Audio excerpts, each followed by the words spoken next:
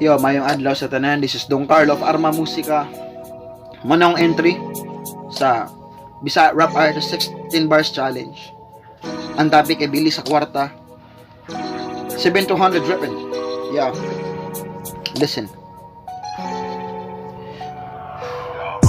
Para ni mo bay, unsay bili sa salapi nga atong gigunitan.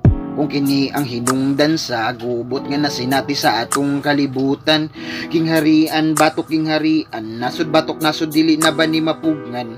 Ang kasamok tungod sa mga interes ug ideolohiyang ilang ituuhan. Gamhanan na ilang pananaw kung sila na ang nasa ilang gahom. Mga higanting halimaw mutamak na lang sa mga pobre nga murag sulom. Politikong gahaman, way pakikinsay matumban.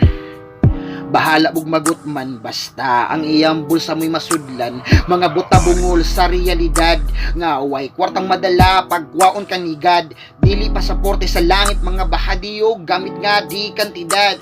Hoy, unsay maayo sa kwarta kung bati ang gugma kayang paliton sa tao. Original bang gibati kung nagbase ka lang sa kung unsa iyang estado. Pati lawas nimo imo nang gibaylo. Bisag gibaboy naka-okay ra kay nimo. Hanap na kag panan-aw tungod na sa piso. Kontento na ka sa kalibutan nga ikaw mismo. Ang nagpili matawag ba nga putli kung peke ang kalipay nga imong ibati. Na silos na kasidlak sa usa ka bahandi. Imo nang giludan og gihimong Diyos ang sapi. Matawag ba nimong Pinoy anan ang balay kung ang namuyo gubot og puro mga ganid. Anda makigunay makibungno sa ilang kabanay makuha lang ang ilang gusto nga bahin. Bisag sa pamilya di magkauyon pagkwarta na gani ang lisan ug isgutan. Imbis gugma ipabati sa matag usa pagdumot na noon ang ilahang ipairal.